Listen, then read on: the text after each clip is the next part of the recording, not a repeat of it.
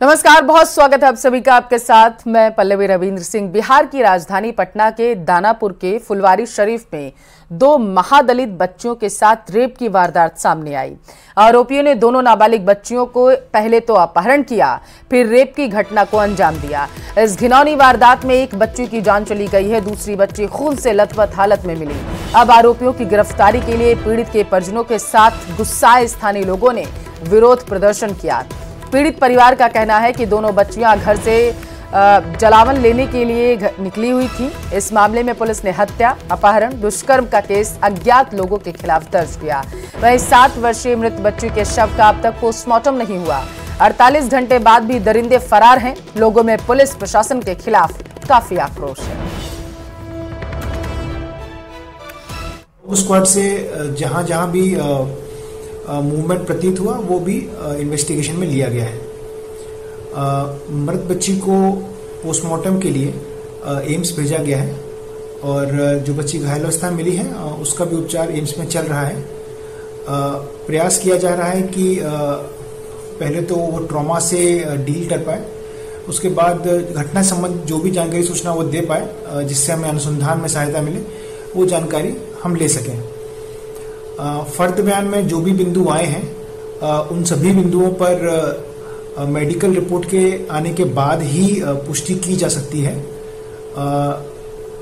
जो घायल बच्ची है उसकी भी डिटेल्ड मेडिकल रिपोर्ट प्राप्ति के बाद व पोस्टमार्टम रिपोर्ट के आने के बाद ही जो बिंदु मीडिया में चल रहे हैं उन सब पे पुष्टि की जा सकती है। जिस सारे बिंदुओं पे पुलिस अनुसंधान कर रही है। वहीं दूसरी तरफ बीजेपी नेता अमित मालवीय ने बिहार की घटना को लेकर ट्वीट किया। उन्होंने कहा है कि बिहार की राजधानी पटना का यह दृश्य विचलित करने वाला, जहां 2 नाबालिग महादलित बच्चियों के साथ दुष्कर्म हुआ।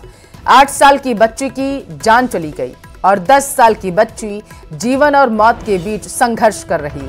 न्याय यात्रा का ढोंग करने वाले राहुल गांधी और प्रधानमंत्री बनने के लिए आतुर नीतीश कुमार आखिर है कहां पर? राजद के जंगल राज में अति पिछड़ा और दलितों पर अत्याचार बेतहाशा बढ़ा है।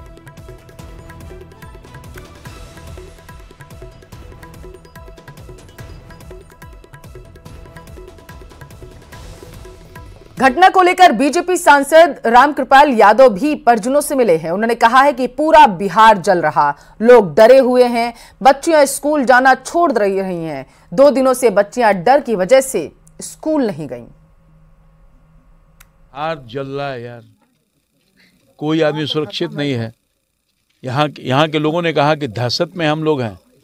हमने पुलिस फोर्स को कहा है कॉन्फिडेंस में लीजिए इन लोगों को। घर से बच्ची बाहर निकलना बंद कर दी। इन लोगों ने कहा पढ़ना लिखना बंद कर दिया 2 दिन से, कोई नहीं जा रहा है। बेटी बचाओ पढ़ाओ, ये हालात है, ये स्थिति है। मैं अविलंब पुनः मांग करता हूँ पुलिस पदाधिकारी से कि इसके तह में जाइए, छानबीन करिए और हत्यारा को पकड़िए और गरीब दलित परिवार की बेटी। वहीं मामले को लेकर फुलवारी शरीफ एएसपी ने गोल मटोल जवाब दिया है और लोगों से जानकारी देने की अपील की। वहीं समाजसेवी पद्मश्री सुधा वर्गीस ने इंसाफ की मांग की, तो लोग दोषियों को फांसी की सजा देने की अब मांग कर रहे हैं।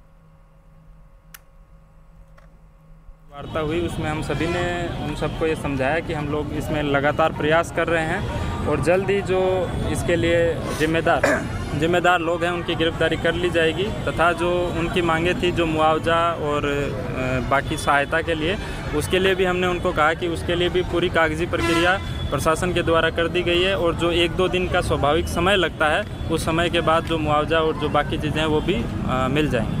बिल्कुल शुरू वाला कार्रवाई से मैं बिल्कुल संतुष्ट नहीं हूँ। जब परिवार आकर के बोला मेरे 2 बच्ची लापता है, पुलिस को निकलना चाहिए था, निकल करके उसको खोजना चाहिए था, वो पुलिस नहीं किया। मैं अभी डीएसपी से भी बात की है, ऐसे ये बहुत बड़ी गलती हो गया। उससे मैं संतुष्ट नहीं हूँ। हैवानियत के बाद दरिंदे फरार हैं, ऐसे में कई तरीके सवाल अब जो है वो खड़े हो रहे हैं। न्यूज़ 18 पूछता है कि आखिर कब गिरफ्तार होंगे दरिंदे? पुलिस के हाथ अब तक खाली आखिर क्यों हैं? गैंगरेप के आरोपी आखिर कब पकड़े जाएंगे? इसके साथ 2 बच्ची से गैंगरेप हुआ, कार्रवाई आखिर इतनी धीमी क्यों?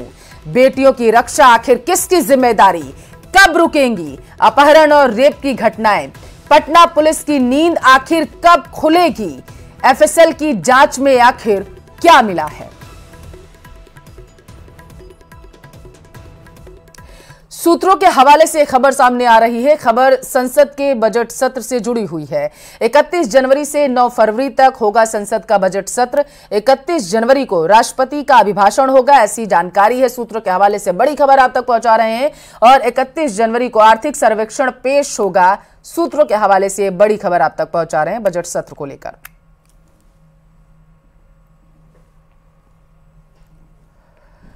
रक्षा मंत्री राजनाथ सिंह ने लंदन से चीन को दो टूक जवाब दिया। उन्होंने कहा है कि अब हिंदुस्तान को कोई आंख नहीं दिखा सकता। उन्होंने यह भी कहा है कि अब चीन की हिंदुस्तान को लेकर नजरिया बदला है और उसे एहसास हो गया कि भारत अब कमजोर देश नहीं बल्कि एक ताकतवर देश है। दरअसल ब्रिटेन की राजधानी लंदन में एक कार्यक्रम में रक्षा मंत्री राजनाथ सिंह ग्लोबल टाइम्स के उस आर्टिकल का जिक्र कर रहे थे जिसे ग्लोबल टाइम्स में what I see about Bharat narrative in India शीर्षक से छापा गया था। राजनाथ सिंह ने कहा कि ग्लोबल टाइम्स में लिखा गया यह आर्टिकल इस बात की तस्दीक करता है कि भारत को लेकर चीन का नजरिया बदलता जा रहा।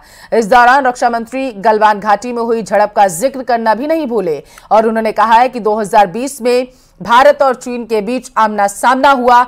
हमारे सुरक्षा बलों ने जो करिश्मा बहादुरी दिखाई, शायद यही कारण है कि चीन का भारत के प्रति नजरिया बदला है।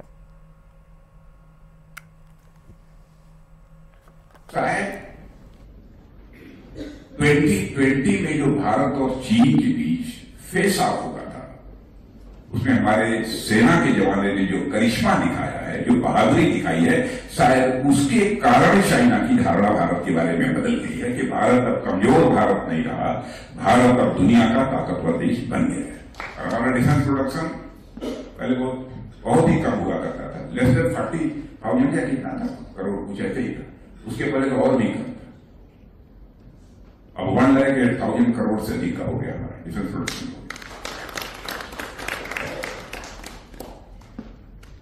मिसाइल भी बना रहे हैं, बम भी बना रहे हैं। देखिए ये लोग बैठे हैं, ये चलाते हैं सब। फाइटर प्लेन भी बना रहे हैं, वार्षिक बना रहे, युद्ध हो। आपने देखा होगा इस बार हमारी नेवी ने कैसा करिश्मा किया है, पढ़ा है, बता दिया वो भी लोग। आंख उठाकर देखना नहीं, ये भारत है। रक्षा मंत्री राजनाथ सिंह ने लंदन में डाउनिंग स्ट्रीट में ब्रिटेन के प्रधानमंत्री ऋषि सुनक से मुलाकात की। दोनों नेताओं के बीच कई मुद्दों पर चर्चा हुई और इस मुलाकात के बाद रक्षा मंत्री में इंडिया हाउसिंग में एक कार्यक्रम को भी संबोधित किया है।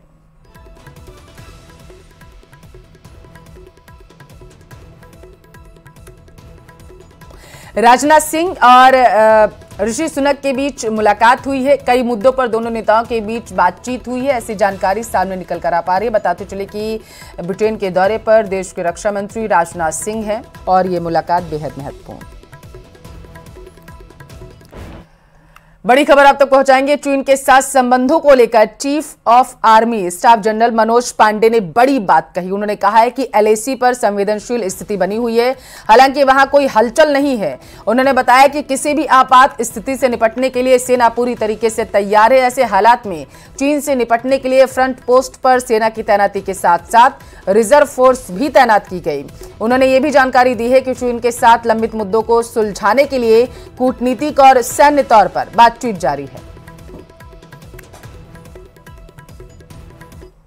The ceasefire understanding along the line of control is holding, though we continue to have or continue to see infiltration attempts which we have been able to successfully thwart through a robust counter-infiltration grid.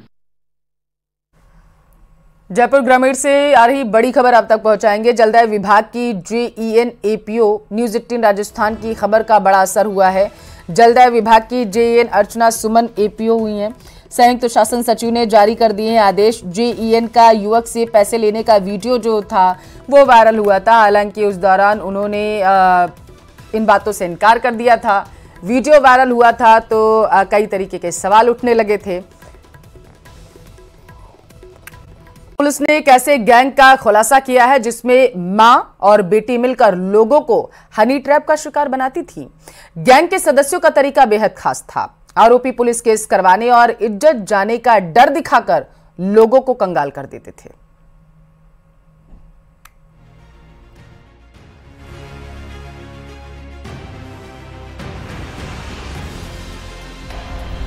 Police की गिरफ्त में खड़े ये अपराधी हसीन सपना दिखाकर लोगों के साथ वसूली का काम करते थे। पुलिस ने लोगों को फंसाकर रुपए ऐंठने वाले गिरोह पर शिकंजा कसा है। हनी ट्रैप और रेप के झूठे केस में फंसाने की धमकी देकर पैसे वसूलने वाले गिरोह के खुलासे से कई लोगों को बर्बाद होने से बचा लिया है। पुलिस ने कथित वकील, मां, बेटी और भतीजी समेत 5 लोगों को गिरफ्तार किया है। नगद और क्रेडिट कार्ड के माध्यम से यह लोग पैसे की वसूली करते हैं। तहरीर के आधार पर अभियोग पंजीकृत किया गया और इसमें जो इस गिरोह की सरगना है कप्तान नाम की महिला और उसके पुरुष मित्र फारूक एवं अन्य सहयोगियों को गिरफ्तार किया गया है। कप्ता और फारूक दोनों लिविंग में रह रहे हैं। इस हसीन धोखे के धंधे में आरोपी महिला के साथ उसकी बेटी और भतीजी भी शामिल थी। लोगों को फंसाने के लिए ऐसा जाल बुना जाता था जिसमें कोई बच ना पाए। महिला की बेटी और भतीजी लोगों को फंसाती थी। मोबाइल पर मिस कॉल मैसेज कर दोस्ती करती थी। प्रेम जाल में फंसाकर कमरे या होटल में ले जाती थी। पीछे से उनकी मां और कुछ लोग भी आ जाते थे। अब शुरू होता था धमकाने और वसूली का खेल। अब तक ये गैंग 5 से अधिक लोगों को फंसाकर करीब 4 लाख रुपए वसूल चुका है। इनका तरीका ये था, कप्तान से जब जानकारी हुई, पूछताछ हुई, तो कप्तान के द्वारा विगत वर्ष जनवरी 2023 में भी अपनी पुत्री के माध्यम से पॉस्को एक्ट के अंतर्गत अभियोग पंजीकृत कराया गया था और बाद में अभियुक्त के द्वारा आपस में पैसे लेकर के सुलह समझौता किया गया और माननीय न्यायालय में 164 के बयानों में हॉस्टाइल कराया गया। मामले का खुलासा तब हुआ जब सूरजपुर थाने में एक व्यक्ति ने शिकायत दर्ज करवाई कि कविता नाम की महिला ने जबरदस्ती उसका मोबाइल ले लिया। पीड़ित ने बताया कि उसके ऊपर लड़की को अगवा करने का झूठा आरोप लगाकर उसके साथ मारपीट की गई और उससे कुछ रुपये भी ले लिए गए। पुलिस की जांच में गिरोह के अपराधों की गुत्थी पूरी तरह से सुलझ गई। श्री विक्रम सिंह नेगी द्वारा तहरीर दी गई। उसके द्वारा बताया गया कि कप्तान नाम की महिला अपने पुरुष मित्र एवं अन्य महिलाओं के माध्यम से मैसेज आदि के माध्यम से हनी ट्रैप में फंसाते हैं। तत्पश्चात इनको भय दिखाकर इनसे पैसे की वसूली करते हैं। बताते हैं कि मुख्य आरोपी कविता का पति एक कंपनी में सिक्योरिटी गार्ड है। कविता उसे छोड़कर पड़ोस में रहने वाले फारूक के साथ लिव इन में रहने लगी। महिला ने हनी ट्रैप के इस गंदे खेल में अपनी बेटी को भी शामिल कर लिया। यही नहीं, गांव से भतीजी को भी बुलाकर अपने गैंग में शामिल कर लिया। फिलहाल पुलिस ने मामले का खुलासा कर आरोपियों के मंसूबों पर पानी फेर दिया है। Bureau report, news 18।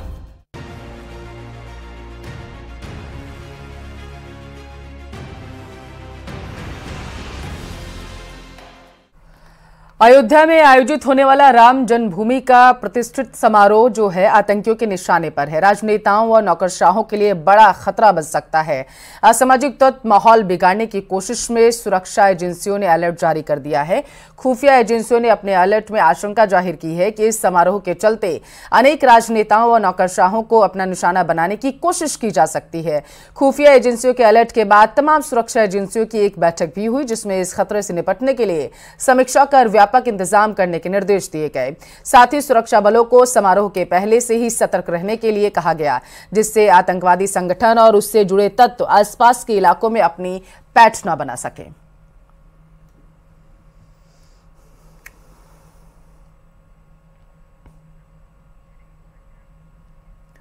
रामलला की प्राण प्रतिष्ठा के दिन चांदी के बने पात्र में राम को भोग लगाया जाएगा। यूपी के मिर्जापुर से श्री देवराहा बाबा आश्रम की तरफ से अयोध्या चांदी के बने 5 बड़े बर्तन भेजे जा रहे हैं। आश्रम के मुताबिक राष्ट्रीय स्वयंसेवक संघ प्रमुख मोहन भागवत वहां मौजूद विशिष्ट अतिथियों द्वारा इन चांदी के बर्तनों में भगवान राम को भोग लगाया जाएगा।